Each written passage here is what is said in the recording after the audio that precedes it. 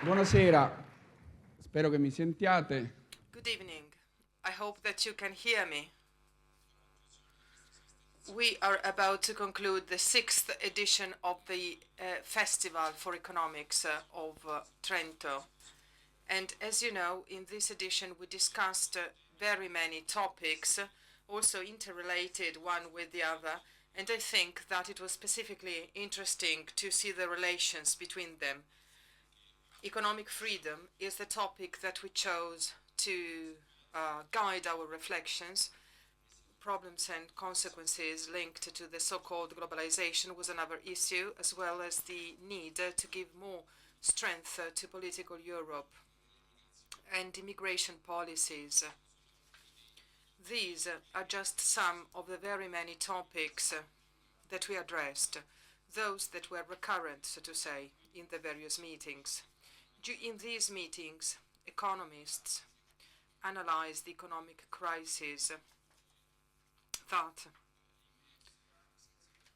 we have in this part of the world without taboos, without stereotypes, accepting to freely exchange views about this. We were inspired by our scientific director in this, Tito Boeri. He's a very free person and open person. So we also exchange views with sociologists, jurists, neuroscientists, philosophers. In this context of intellectual rigor and freedom of thought, it was precious and important for the festival to again listen to Zygmunt Bauman. Bauman, as you know, was here at the festival in the first edition, and he spoke about a hospitable planet and the mission of Europe. He addressed us on the responsibility of Europe towards the world, and today he will address us on freedom and liberty and threats to freedom as well. These threats are very well known to Bauman because his life and his theories pay testimony to that. He was born in 1925 in Poznan, Poland, from a Jewish family.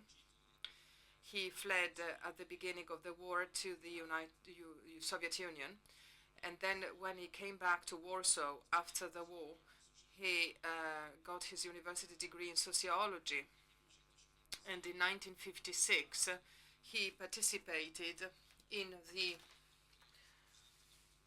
so-called Polish October movement, where the criteria, the ideological criteria adopted by the government were criticized. It was a reforming student movement, and the government role vis-à-vis Moscow. So criticism to the Soviet ideology was made by Professor Bauman, and he also adopted the teachings by Gramsci, and that is important since we are in Italy. He traveled through Europe. He then started working with economists at the School for Economics. He held conferences in various universities, and in 1968 he joined or sided with the student reform movement. And so he was strongly criticized by the party. Actually, he was marginalized, so much so that he did not have the opportunity anymore to teach at university. And together with Jamina, his wife, with whom he shared all his life, he went first to Tel Aviv and then to Leeds University, where he taught until he retired. In 1982, an important book was published, Modernity and the Holocaust, and then in the Society of Uncertainties. And his thoughts started focusing on a number of topics, that is to say, shifting from modernity to postmodernity, from solid to the liquid society, which is a term he invented, and globalization as the moment when social relations are, in a way, revisited and broken, and uncertainty as the way of human beings, of governance, politically as well. Bauman focused on consumption in his thought as well, and I think that he will do so tonight as well. And indeed, this is a very important topic still today. Waste Lives is another book he wrote about these human wasted lives, and he also addressed the wish for a community. The very important aspect of his work is concentrating on the phenomena of postmodernity, from the analysis of the Big Brother transmission and program to the work about Facebook. His latest book is a dialogue, and is significant also in the title, in Italian, Vite che non possiamo permetterci, Living on Borrowed Time.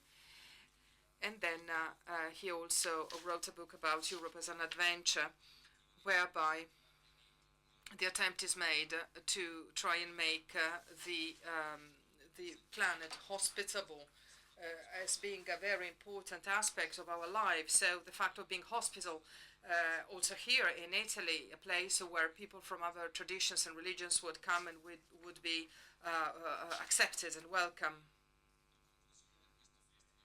Well, I think that concluding this festival, the voice by Bauman will be a very interesting one, also in comparison and contrast with the others that we listened to throughout the festival. The important thing is to try and give instruments to understand reality from the viewpoint of theories and also orientations. And so I think that the freedom of thought is one of the fundamental features of the work by Zygmunt BAUMAN, whom we are about to listen to.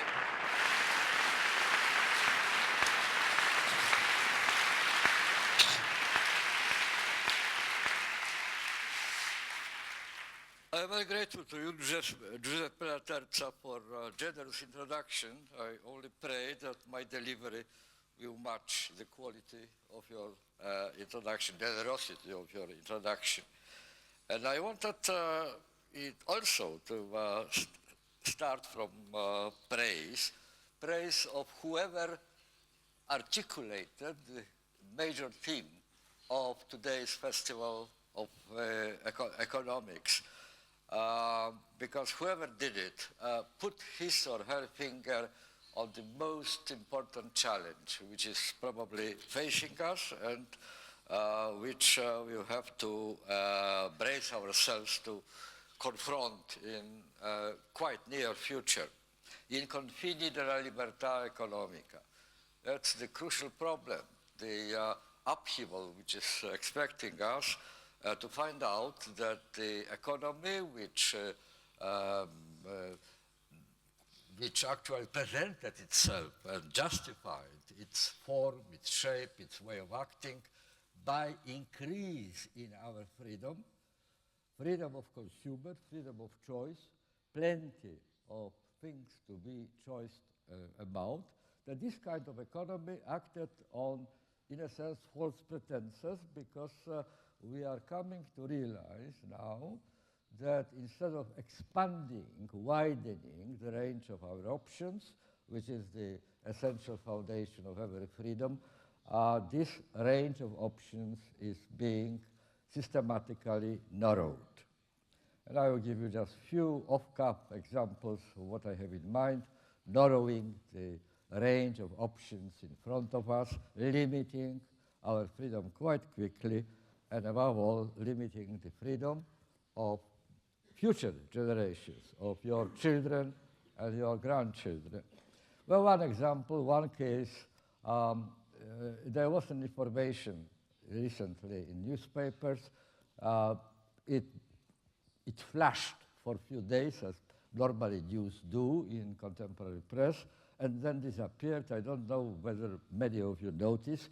What was said there, that was the official statement, which said that the peak of the world production of petrol, our major energy, which you use every time you come to the Festival of Philosophia or Economia or well, legal, the law, the Festival of Law.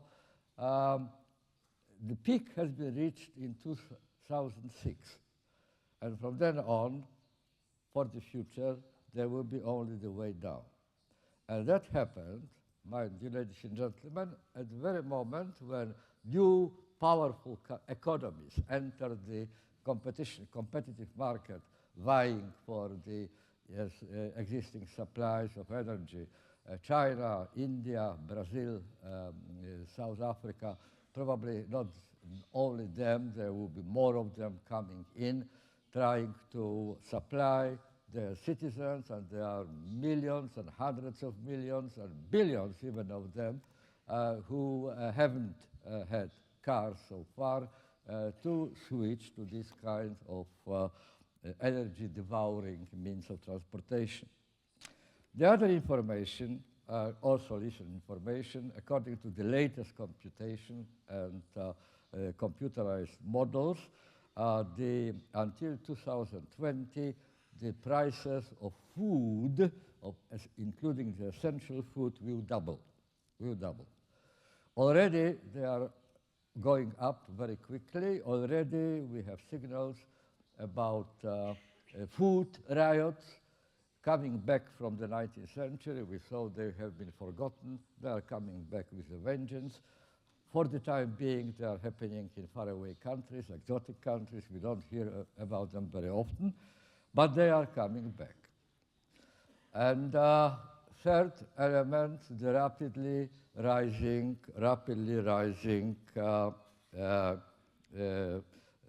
inequality on the global scale. Something amazing, something which goes exactly the opposite way, which was once pointed out by pioneers of modernity, pioneers of enlightenment, people like in times of Bacon, Francis Bacon, I mean, Descartes, even Hegel, even in the 19th century. There was not a place, it's difficult to imagine now, but there was not a single place on the planet at which the standard of living was double of the standard of living of the poorest place. 2 to 1. That was the most extreme inequality in distribution of well-being among the countries of the world. Now, according to the latest computation, the richest country, which is, I don't know whether you know about it, it is Qatar. It is oil-rich country, has standard of living 428 times bigger than the poorest country, which is Zimbabwe. 428. And no wonder some observers say that if Francis Bacon, Descartes, or Hegel knew about it, they would be flashing with shame, because they predicted completely different outcome of the modern progress. And I add to that, ladies and gentlemen, that what I quoted at the moment were comparisons between averages, and averages hide rather than exposing the real dimension of inequality and the volume of existing poverty. If you count poverty independently of country national averages, what you will get is the following, that the richest 20% of the humanity it owns 74% of wealth, while the poorest 20% owns 2% of the world wealth. Now, this is inequality which is going out of control. Until 30, 40 years ago, there was a trend, statistical trend in the world, which actually brought countries closer. The most spectacular, the most awesome manifestations of poverty were, it seemed to have been left behind and replaced with inequality. Well, inequality will be probably always with us forever.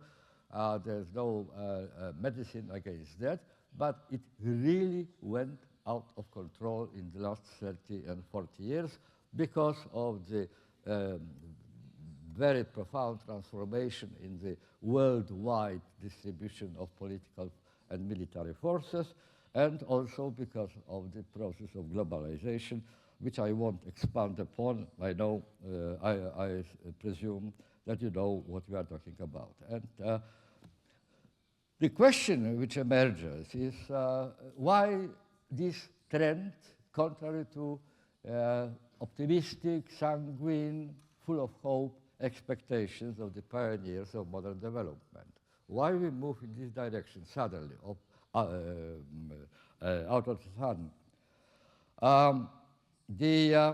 I would suggest to you, ladies and gentlemen, that two factors are mostly responsible for that, and none of them is purely economic. They are rather social, cultural, and political than economic. But the first one is our formula of satisfying prosperous life, which is steadily, consistently, over decades, over many decades, moves, shifts into the direction of ways of increasing human happiness, increasing the quality of human life, measured by the increase of shopping. There was an old saying in ancient Rome that all roads lead to Rome. We can say today that according to contemporary wisdom, all roads to happiness lead through shops, which puts tremendous pressure and tremendous burden on economy. And above all, through the economy, also tremendous pressure on the sustainability of our planet, which is naturally limited in its resources and cannot survive endless increase, endless growth of production and consumption, and also disastrous for future generations, because we who are sitting here are clearly living above our means, and at the expense, therefore, of our children and grandchildren, who find themselves fighting with much more nasty and harrowing deficits than we are confronting. So, formula of prosperous life. What does it mean, prosperity? What does it mean to be happy? What does it mean to lead a decent human life? Which puts this tremendous pressure on the exhaustion of the planetary abilities to supply our kind of standard of living. And the second formula is formula of conflict resolution, which is also a cultural and political phenomenon rather than economic. We have developed in the course of modernity the ability of resolving emerging social conflicts, the grievances about discrimination, about uneven distribution of goodies and so on, resolving it with the help of increasing production. You know very well that when economic growth measured by GNP falls to zero, not to mention when it goes below zero, then there is a panic in the country. But the panic is not only because we fear that we will eat less, that we would survive. There is a lot of space still to empty space between the level of consumption today and the minimal acceptable. But there is a panic among political elites because, I repeat, all our ways which we developed over the centuries of dealing with social disturbances, disorder, conflicts, and so on, were reduced to increasing the production and consumption. There is an old ongoing quarrel between people who say that this loaf, our common, our joint shared loaf, should be distributed in a different way, but the prevailing political formula is no, instead of quarreling about how to distribute it, we just make the loaf bigger. Okay, providing that supplies of flour, water, and yeast needed to make loaves of bread are infinite, that they will go on growing all the time. Now that is not true, simply not true, and we are seeing it clearer and clearer day by day that we are reaching already the limit of the possibilities of increasing the endlessly the loaf for distribution, which, ladies and gentlemen, puts under a huge question mark the basic, essential, formative, defining idea of our form of life, which is the idea of economic growth. Economic growth. 2 years ago, a very important book has been published by Tim Jackson, tremendously important, I think, putting the conditions on the table and that's showing what we are to expect if we continue to go in the same direction. Tim Jackson published a book under the title Prosperity and Without Growth. Prosperity Without Growth.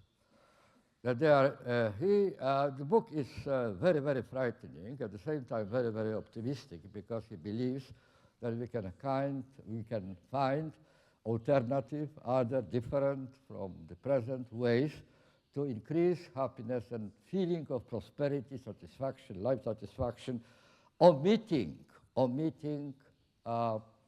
the dependency on the endless systematic economic growth, growth of consumption, growth of exhaustion of the planetary resources.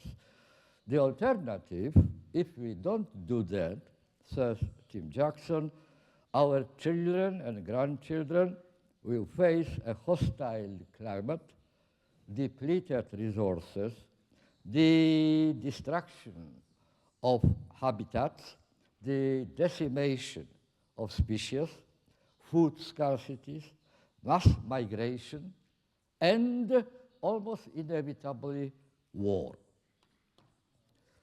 The present day levels of consumption are already unsustainable ecologically, problematic socially, and disastrous economically.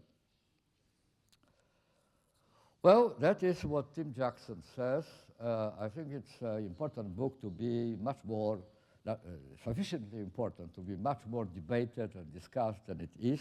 2 years ago it became available, but very little impact on the policies of our government all over the planet. Recently, Jeremy Leggett on the pages of The Guardian observed this sort of reaction and came to the conclusion that the very idea of prosperity outside the conventional trappings of affluence and endlessly growing consumption is treated by the dominant opinion as the ideas of lunatics, misty idealists, and revolutionaries. So you're not taken seriously. You don't take seriously the ideas of lunatics, and you are not particularly inflamed with love for the statements made by revolutionaries. So it is on the margin of the worldwide discussion, whatever its importance could be.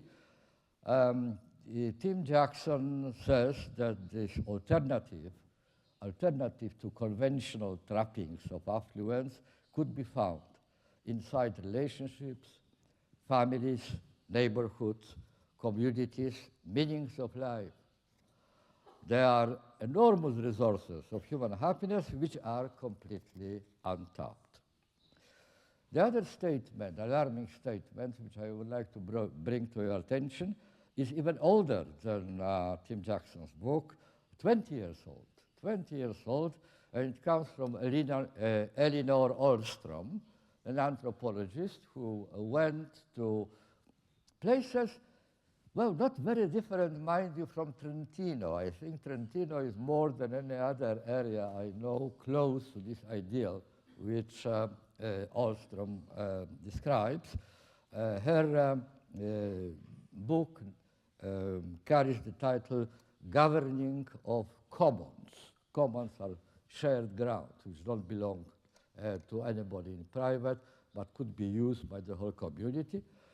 And she found there, in this rather off the beaten track places, not in the world capitals of finances and trade, she found there that the famous formula of Adam Smith doesn't work. You know, a famous idea of Adam Smith was that if we can hope that tomorrow morning we will find fresh bread in the bakery, it is because of the greed of the baker.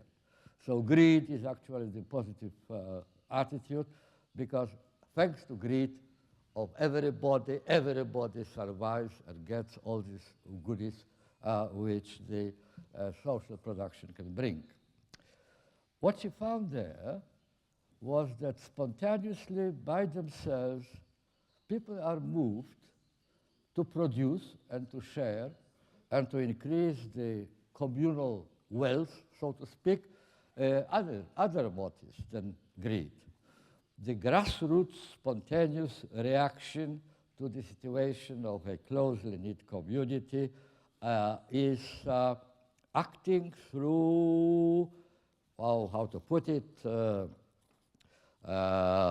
through actions which are little energy consuming and above all waste-free.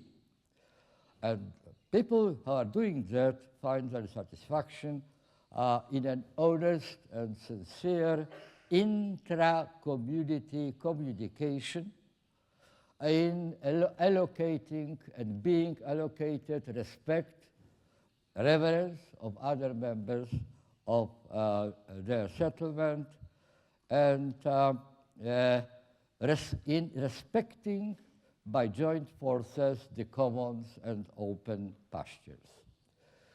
What Elinor Ostrom frankly admits is that this way of living may be, in the end, very happy one, clearly satisfactory for humans, satisfying their ambitions, their dreams, but it is true, she says, that none of these ways of living is particularly propitious to economic growth. But, she adds, and that is the other consideration, which is normally neglected in the popular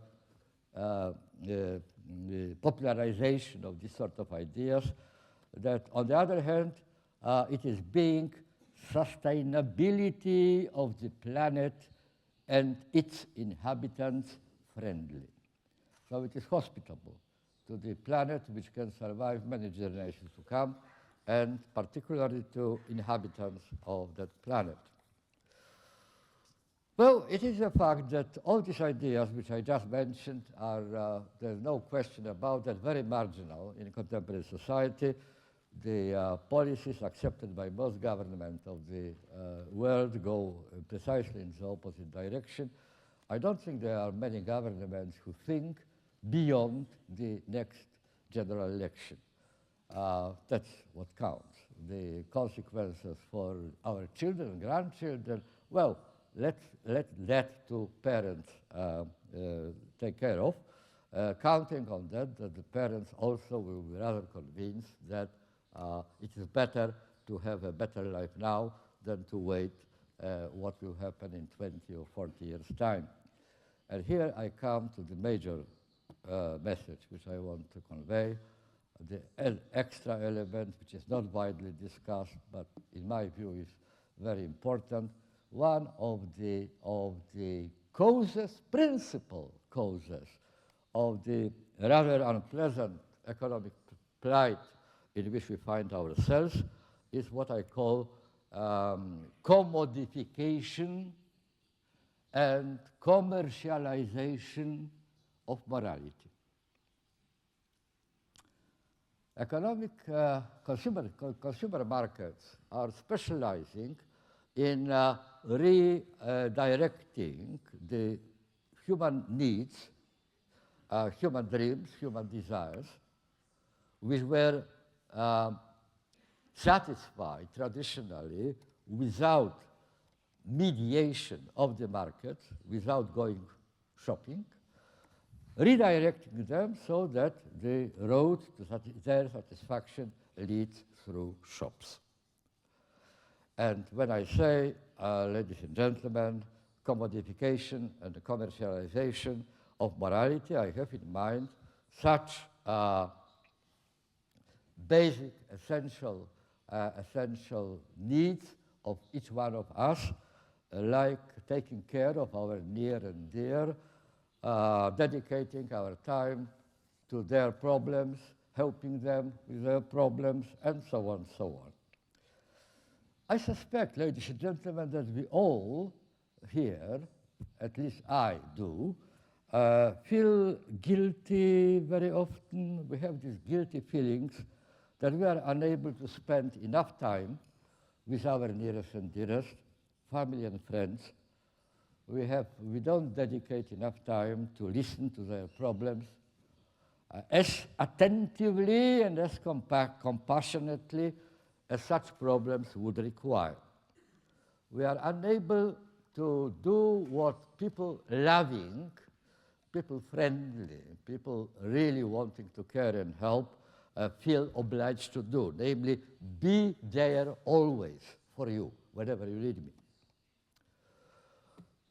Just one example, in the last 20 years ago, 60% of American families congregated every evening around the family table to share dinner. 20 years later, only 20% of American families do the same. Otherwise, every member of the family locks himself or herself in a private room with the private laptop or the private iPad. And of course, even sitting, if that happens, around the family table, every sitter has a private mobile telephone nearby, so that the family is in fact, family sitting is in fact collection of private conversation conducted with people far away from the home. That is a development of recent years, this thing, this guilty feeling. Not necessarily by anybody's in particular fault and misdemeanor, but simply that the construction, the morphology of our daily life underwent a very profound change. Among other things, with the help of technology, with the help of mobile telephones, which brought great things, positive things, like being able to connect yourself to anybody who you like at any time, wherever you are. But at the same time, they had a collateral casualty, so to speak. And collateral casualty of mobile telephones, which you always take with you wherever you go. If you happen to forget to take your mobile telephone when you go out, you feel as if suddenly you find yourself without trousers on the open street. So it's an absolutely indispensable part of yourself.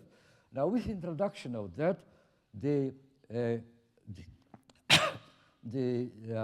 very old established boundary between job time and time of leisure, between office time and private time, has been in fact effaced.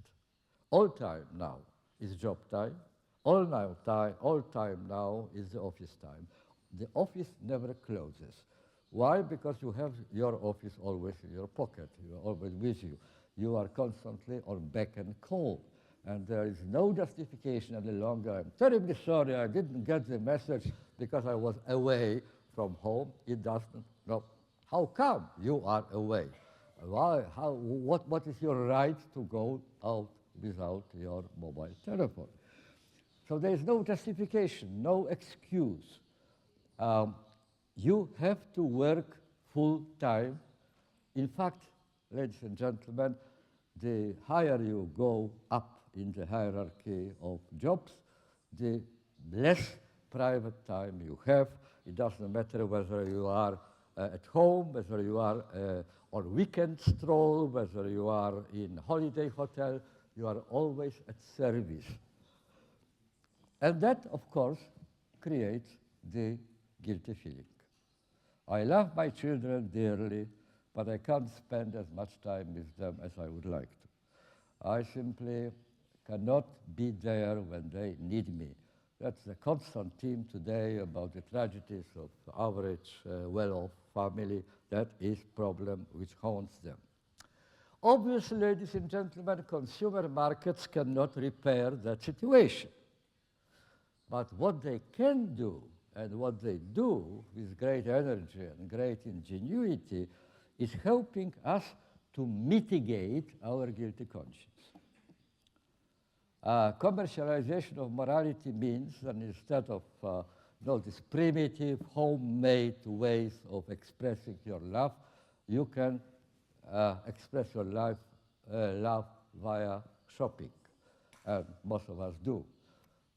Christmas already is a commercial occasion. It is the occasion to buy expensive gifts, which are hoped to compensate all the neglect during the year of the needs of your beloved children. So guilty conscience, the scruples which you may feel is that quashed. By so doing, the shopping becomes suddenly a sort of moral act. You go to shops not because you are greedy, not because you want to possess things. You go to shops to do good, You haven't done this good to your near and dear simply because you didn't have much time. You had to earn money to support your family. You had to submit to the expanded demands of your office and so on. So at least you express your love with very expensive, as expensive as possible gifts. But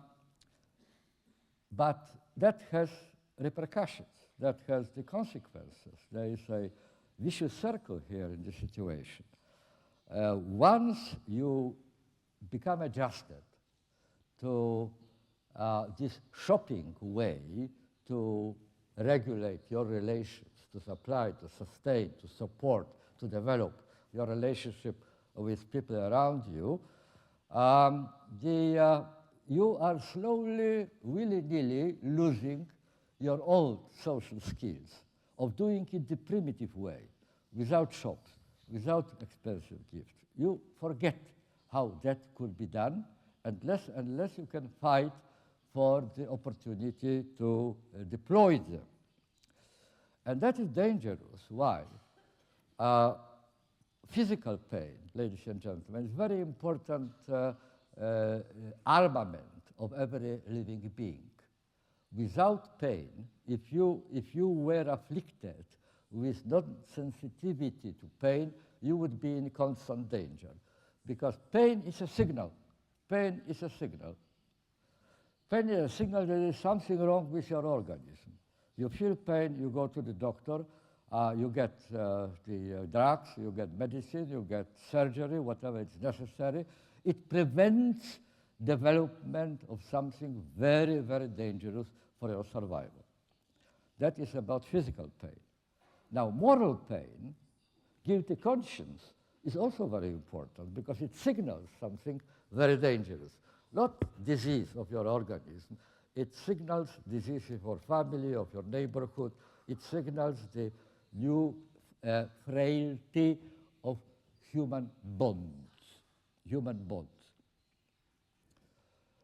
Well, how far this new frailty of human bonds can go, simple statistics of Facebook or MySpace or Twitter can show quite easily. Suddenly, we have young people around us who have several hundreds of several thousands of friends. Of course, they are electronic friends. They are quite different kind of friends, which traditionally were described by the English saying, friend in need is a friend indeed. Friends on Facebook do not belong to this kind of category. But that's not the only manifestation of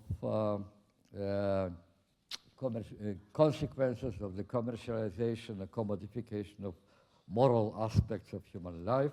The other area in which they are very pronounced, these processes, is the area of identity concerns and identification pursuits. In the same way as the guilty conscience, so our concerns with identity are very well justified. They are not invented. They are real. They are real, and we have to deal with them. But again, market is hurrying, but consumer market is hurrying to help us in doing just that, and help us simply by offering all sorts of trappings, paraphernalia, so to speak, with which we could construct our identity to increase thereby our own market value. Why? Simply because if you want to take care of other people, first of all, you have to have resources with which to express your care, because care is implemented by shopping. And in shops, to the shop, you have to go either with wallet, with money, or with credit card. Otherwise, you are not welcome there. Margaret Thatcher is famously, is remembered for a very stupid remark she once made. She clearly didn't read her Bible, but she expressed with tremendous, unerring precision the beliefs of our times. She said, shortly after she was elected as Prime Minister of England, that a good Samaritan, she said, would not be a good Samaritan had he no money. Margaret Thatcher couldn't understand how one can be a good Samaritan without money. So you need money. But getting money, because it serves moral purposes, serves buying expensive and very much desired, very much fashionable goods for your near and dear, becomes, again, a moral activity, together with shopping. Earning money is moral. The egoism, taking care of myself, becomes suddenly an altruistic act. Recycled. Egoism recycled into altruism.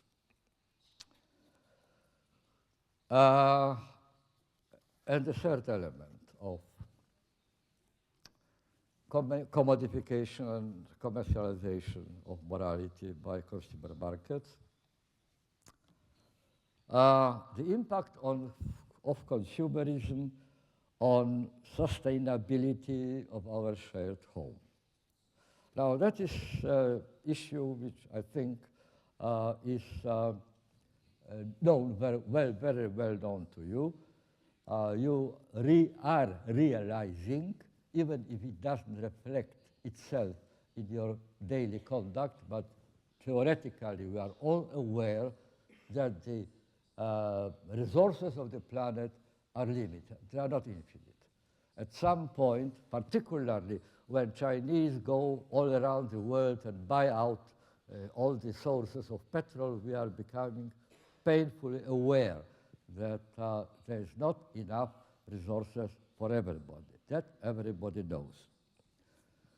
But I think there's another way of increasing detrimental impact of the consumerism, of this assumption of the infinity of growth, which is not normally noted and discussed. And that is the question that until the moral instincts, the moral imperatives, which we all have in one or another degree, have been commodified and commercialized by the consumer market, until then, the consumer economy was growing first on because it was set in motion by human needs. Later, it grew by being propelled and set into action by human desires. Well, human needs are not very promising for the development, for the rise of consumer market. If consumerism was only about satisfaction of human needs, there would be no economic growth whatsoever. And that is what the greatest minds among economists in the 19th century thought. They thought that needs of human beings are stable. They could be soberly calculated, so we know how much products we must provide in order to satisfy all the needs of human beings. And once that is done, we can stop and just enjoy the profits of our previous efforts. Further growth, all this anxiety, all this harabaloo, all this turmoil which goes together with that won't be any longer necessary. James Mill, one of the greatest minds, and Ricardo as well, the greatest economists of early 19th century, were convinced that at the end of the road of this temporary effort called industrialization, modernization, whatever, there will be stable economy, ideal stable economy in perfect balance with the total amount of human needs. Well, later, of course, the other way of bringing clients to shops was invented, buying not because of need, but because of desire, developing of desires. Developing of desires, very well illustrated by the known case in history of modern economy, the quarrel between Henry Ford and Mr. Sloan from General Motors. Henry Ford was of opinion, and he proclaimed it officially. He was very old-fashioned sort of chap. He proclaimed officially that he will produce Ford cars, T model of any color, provided it is black. Because he calculated that people need cars in order to go from here to there. And you can calculate that, how many there are Americans, how many there are distances which they have to cover. Once you calculated that and produce enough black T models, well, then you will just renew the cars which go out of service because they are too old. Mr. Sloan was of different opinion, and this particular battle was lost by Henry Ford. Namely, he said, why should people buy cars in order to go from here to there? They could buy cars in order to increase their prestige, their standing among their community. They can buy cars in order to make their friends jealous and envious that they have such a wonderful car and which they cannot afford.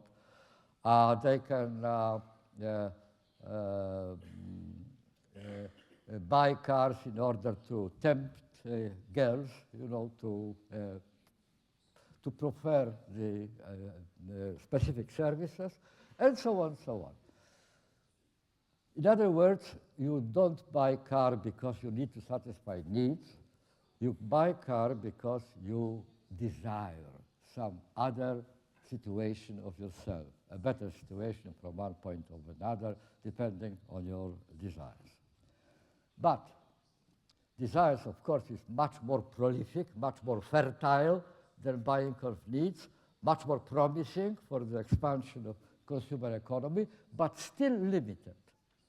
You have to invest a lot of effort, research effort, commercials effort, publicity effort, to develop new desires in human beings. And once you have done it, then you realize that you can't simply shift desire from one place to another, from one product to another product. You have to start from scratch. The whole long and arduous and very costly work of developing new dreams among people, dreams about things they never dreamt about before. Therefore, consumerism, which is operated, which is set in motion by needs or by desires, has the common feature that it is limited in its possibility of expansion. Curiously, ironically, these limits have been removed once morality became the object of commodification and commercialization. That is the only thing which can really, genuinely grow infinitely. There are no limits to love. There are no limits to being good to other people. Emmanuel Levinas, the greatest ethical philosopher of 20th century, put it quite clearly that responsibility, which is the substance of morality, responsibility for another person, loving responsibility, friendly responsibility, or just human responsibility, is unconditional. Unconditional. Unconditional, that means that the ways in which you should express, ought to express, your responsibility for another being are not defined. They are not spelled out. They are not spelled out. It's a general command of a sort. You take responsibility for another, for the well-being, for the survival, for the identity, for the happiness of another human being. But it is not said in what way. Therefore, unconditional responsibility comes in package deal, ladies and gentlemen, with constant uncertainty and anxiety. Whatever you have done, you can never be absolutely sure that you have done everything you could and should. There's no limit. There's no limit. The more you do, the more you have this internal impulse to do even more than so far. Not to mention the well-known fact in our liquid modern world that things age very quickly, lose their charm very quickly, so each one next should be even more shocking, more impressive than the one before. That applies to everything, to horror films. We are already so adjusted and familiar with horrors that each next one must produce horrors heretofore unimaginable. Now the same applies also to other aspects of human desires, human possibilities, and above all, more than to any other field of human life, it applies to moral relations with the others. Well, I suggest to you, ladies and gentlemen, tentatively, I am still thinking on this topic, it was a recent discovery to myself as well, that just as the ethical responsibility for others tolerates no limits, the consumption invested with the task of venting and satisfying moral impulses suffers ill any kind of constraint. And therefore, paradoxically, that's a paradox which I don't find easy to resolve, really, moral impulses and ethical responsibilities are being today recycled into a most awesome and difficult to fight back hindrance when humanity finds itself confronted with the most formidable threat to our joint survival. Consumerist economy, burdened with this tremendous load of our moral obligations, of our intention, our impulse to love and to care for other people, consumerist economy, burdened with this sort of a load, simply cannot allow itself to slow down its pace. Cannot. It must grow. It must grow, otherwise we won't be able to follow this track delineated by consumerist economy, namely what I called the moral tranquilizers, which are offered in the shopping malls. In order to perform this function, consumerist economy would have to counterfactually assume the limitlessness of the planet's endurability and the infinity of its resources. As it happens very often in human practice, we have endless examples in history. The road to hell was paved with good intentions. Good intention to offer mitigation of the moral problems of our times and somehow to compensate for the difficulty we encounter in implementing our moral duty that may bring consequences exactly opposite to the intended ones. I think, ladies and gentlemen, the moment of truth may be nearer than the overflowing shelves of every supermarket, the websites strewn with commercial pop-ups and carousels of self-improvement experts and how to make friends and influence people counselors would make us to believe. The moment of truth, in spite of all this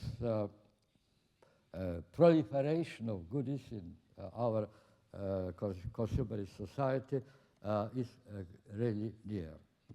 The point is, the only point which cannot be prognosticated is how to precede or forestall the coming of this moment of truth with the moment of self-awakening. We can come to this truth the hard way. We can come to this truth in agreed, human, peaceful, reasonable, and in the end, happy way. I think that choice is really ours. Thank you.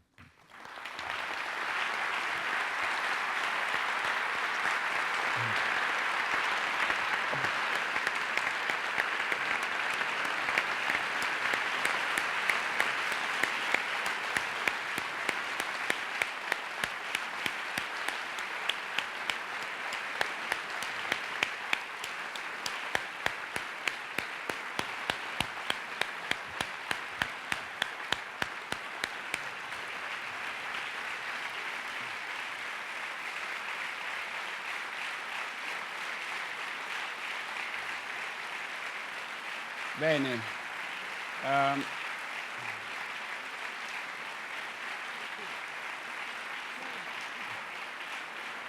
Allora,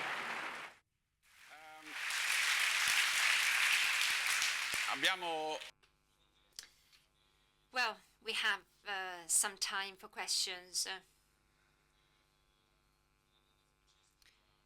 Mrs. De Francesco, who is in charge of the organization of the festival, told me that there are a lot of people outside, a lot of people who listen to the conference from the screens outside, and there are many people who came to the festival in these days.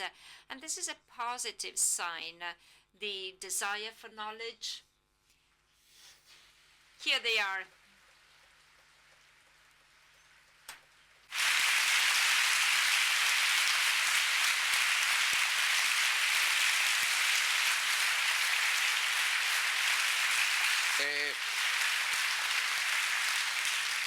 Insieme a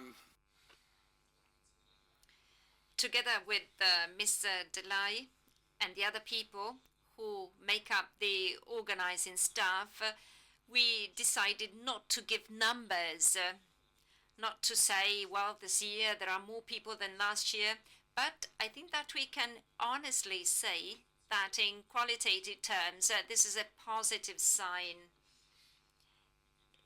And I want to underline that. I want to focus on that. It's not important only that there are so many people who listen to Nobel Prizes or to very famous people, but what is really positive in the festival is that in these days we've had young economists telling their research studies, their experiments, and they were very much appreciated by a lot of young people. So something which could be given for granted, in fact, is not so evident. So that's really a positive sign, a sign of livelihood, of vitality. Now, there is a question down there. Could you please stand up?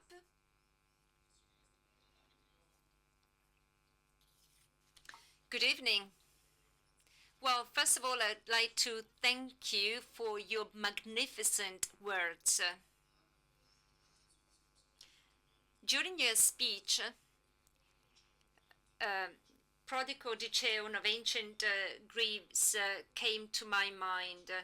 And so 2,500 years ago, we were in a similar situation as the one described by you. A progressive liquefaction of our world and of our soul. And what I fear in our society is that apart from hiding our selfishness, we are going towards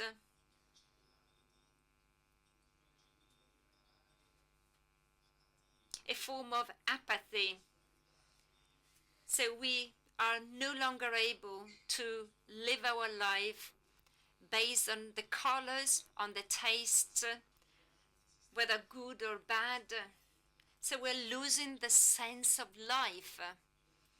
And we cannot really experiment or live the real meaning of our lives according to the meaning that we attribute to our life. And that in order to improve our own life and the life of other people. So there is this apathy which is running the risk of destroying the world and destroying humankind. Yes.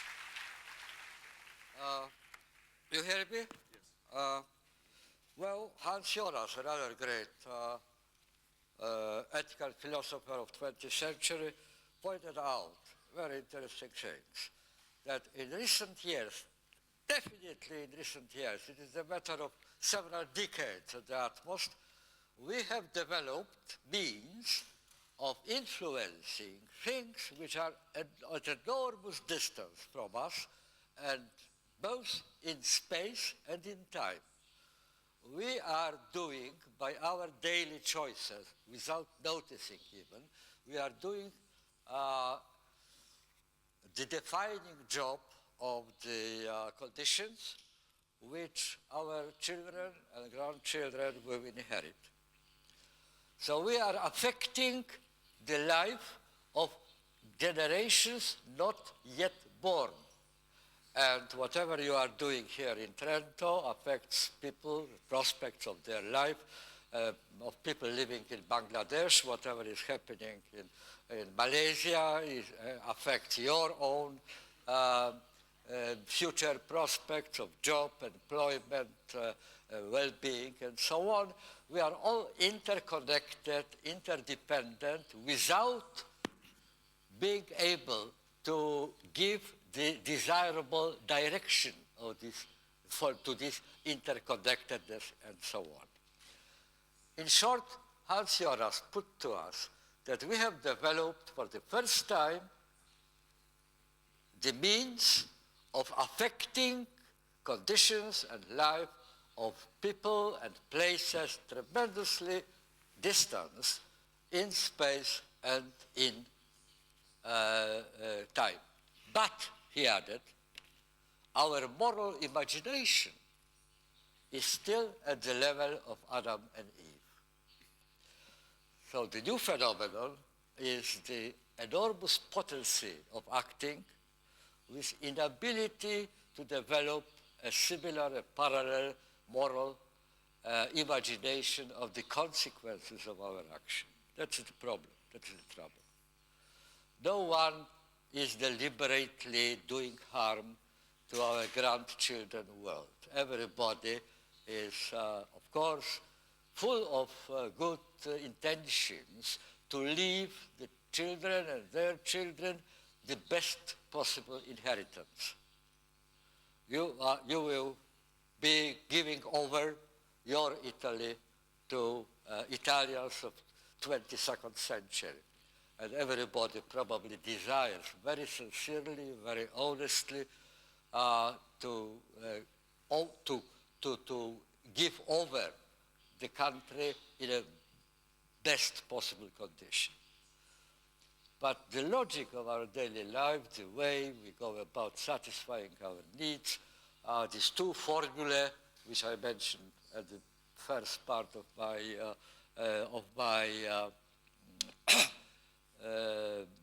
presentation, act in exactly the opposite direction.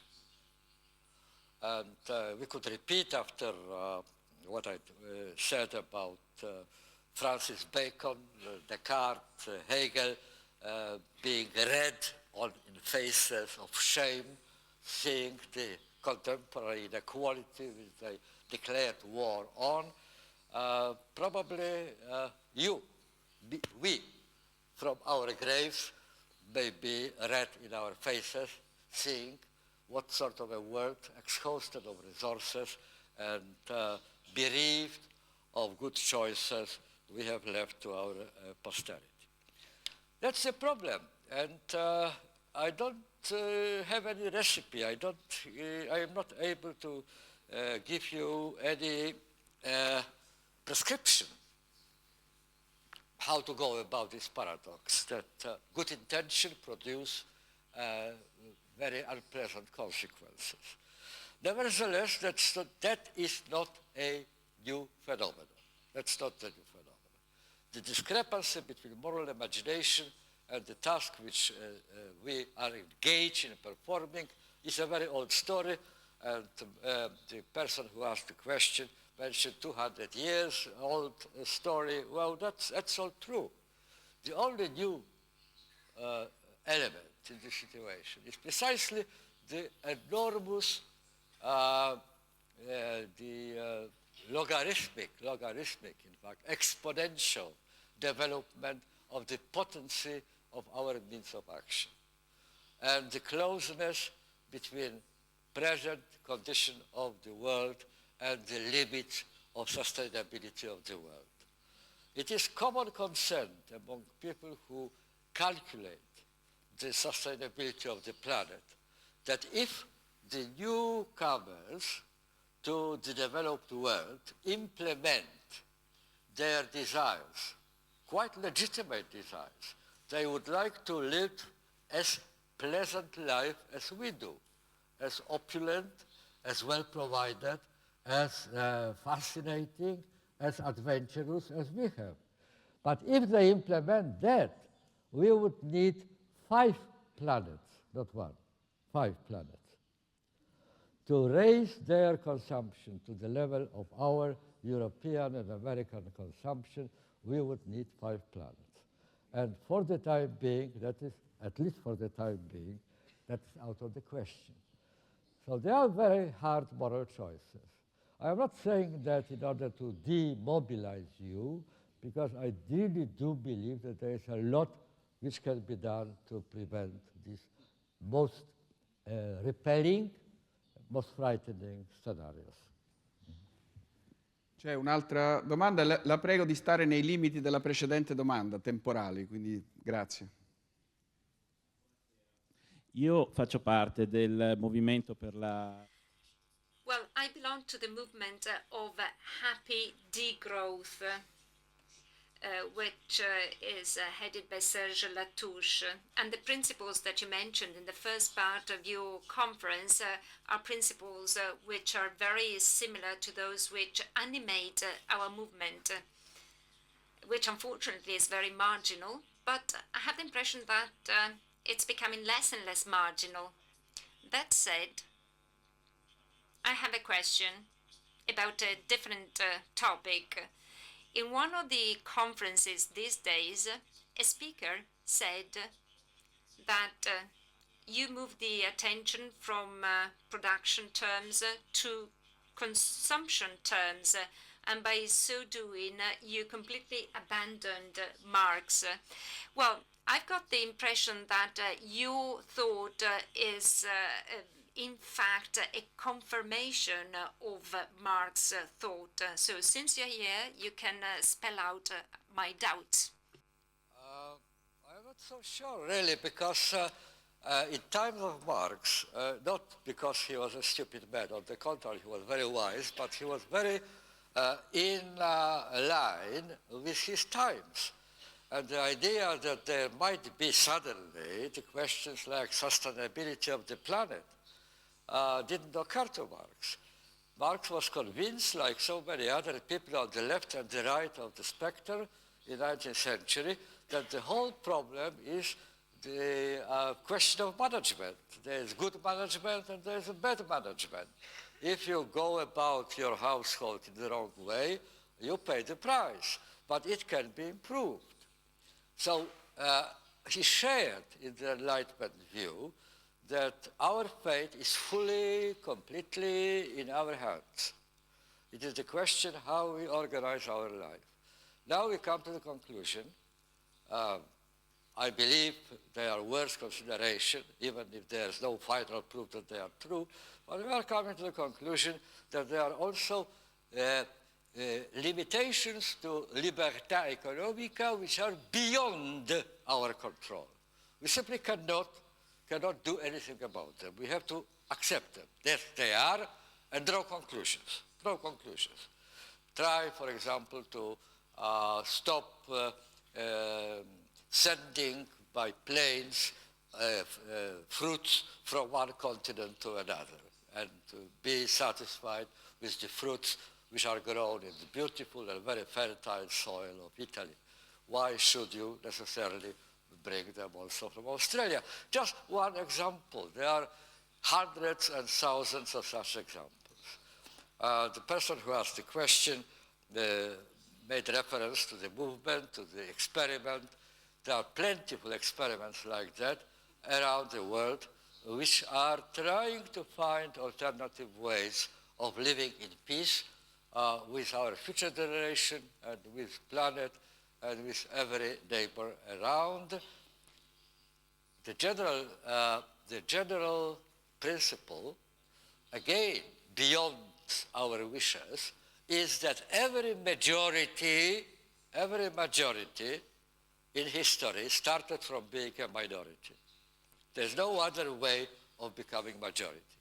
So if you say, sir, that your group, your movement is limited, is in minority, well, that's not in itself a tragedy. Everything starts from minority, but there is also another historical truth, that all really great upheavals, really important upheavals in history, came unexpected and unpredicted. So perhaps when we are sitting here in this auditorium and debating these very interesting affairs, very interesting problems, perhaps somewhere in New Zealand or in Australia or in along Amazon River, some new forms of life emerge, which we don't know anything about. We haven't noticed there. No? Mind you, when the Winter Palace was taken by Bolsheviks in 1917, the information about it was on the 10th page of the Times. Some sects, took some palace somewhere.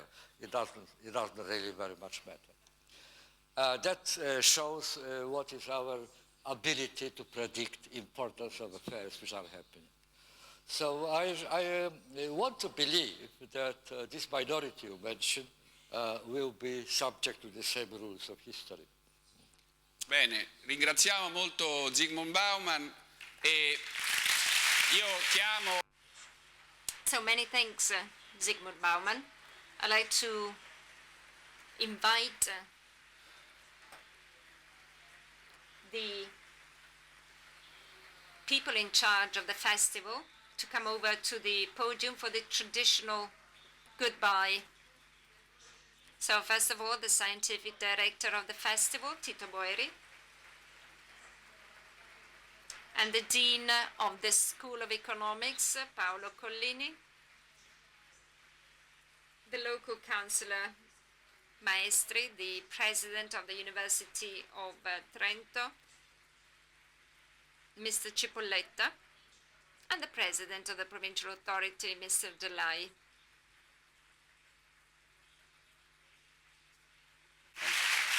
Sì, certo.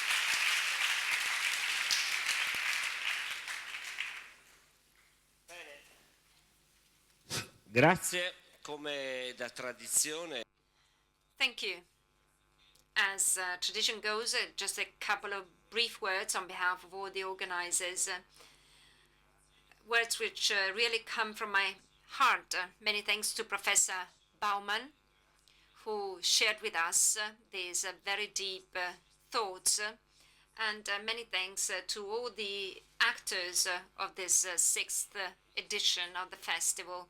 Many thanks to the institution which are represented here, the city of Trento, our university, publisher La Terza, Sole 24 Ore. Many thanks to the sponsors, the partners. Many thanks to the public. As many already said in these days, the quality of the festival is given by the quality of the speakers, but it's also given by the quality of attendees.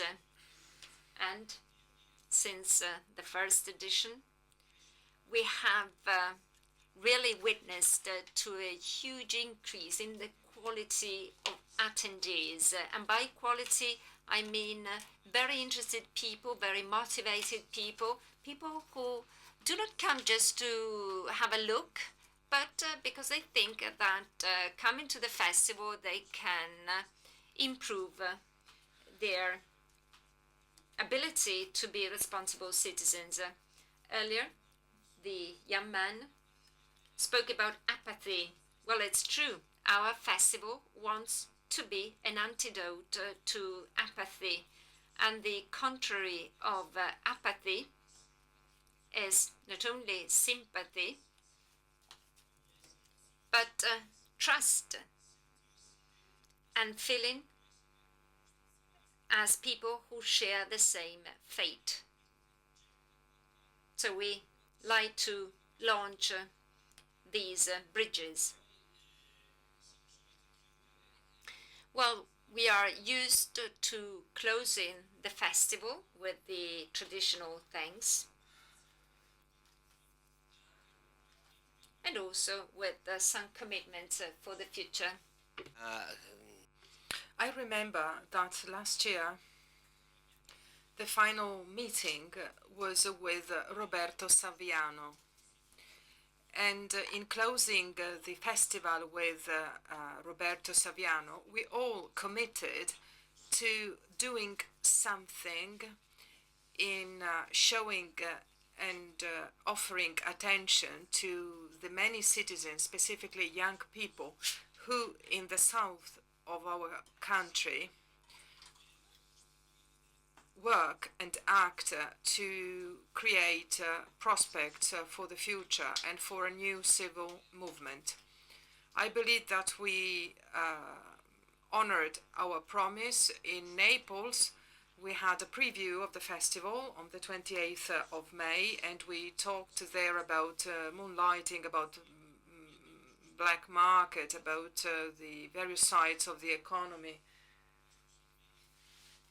And indeed, I think that the commitment that we can express this year for the future is going to be equally important, in that our commitment is first and foremost to continue this festival that is now taken for granted.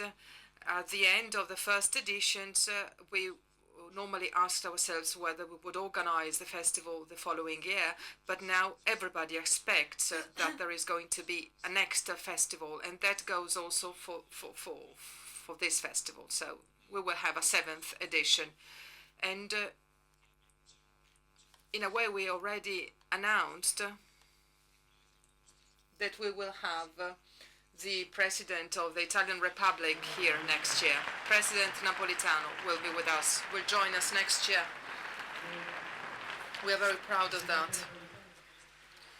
And indeed, or the Presidency of the Republic offered us its patronage this year. So we worked under the auspices of the Presidency of the Republic, of the Italian Republic.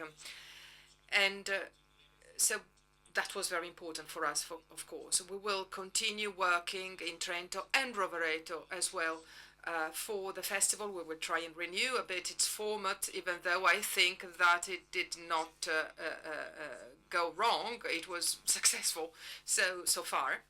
So we will do that, and we will also try to do something else, because we were asked to take responsibility in this respect, and also vis-à-vis the south of the world. So we will try and honor that promise, and we will organize another event in Naples, but not only Naples. We think that that is important, and we also want to establish cooperation and connection networks with the very many people who live in the south and who really live in difficult situations but share the same civil values that we spoke about over these days. And so we will also try and do something abroad. We have an international festival. We have speakers coming from abroad. We have many participants from foreign countries, but we will also try and organize events previewing as anticipations of the festival in other countries as well. We think that that is proper and correct, so that we involve in our line of reasoning European countries, non-European countries, emerging countries, countries which are in difficulty, because we think that this mutual exchange is going to be beneficial for them and for us. And then I also think that we will be able to add other initiatives to meet the need of filling the gap that there is in between the festivals. There is already one concrete idea in this, and I would kindly ask Tito Boeri, whom I thank again, as he is the scientific director of the festival. So I would like to ask him what this idea is. Thank you. As a matter of fact, the festival continues throughout the year. because you see, today we take a day off, but then starting from the day after tomorrow, we will start working on the new edition. And indeed, there is already an appointment we would like to tell you about, and that was a thought for the first evening of the festival. Remember that Enrico Bondi was announced, and then he had to cancel the event, and he decided that he could not take the floor because important things were taking place. So the public offer is closed on 13th of July, and so immediately afterwards Bondi will tell us about his experience with Parmalat and with what happened through the reorganization of the company, and also at the end of this phase. So on 14th July in Milan, 5 o'clock at University Bocconi, we will have Marconado and Massimo Mucchetti discussing with Bondi about this operation and what happened, and indeed the festival. So we'll be present there. The squirrel will be there, and we will continue talking about the issues that we started addressing over these days. So that is the first appointment, and others will follow suit throughout the year. Thank you. So the squirrel goes to Milan, Naples, the US, Mozambique, Germany. We will see, but it is still a squirrel originating from Trento. That is for sure. Thank you very much. Thank you, and see you next year.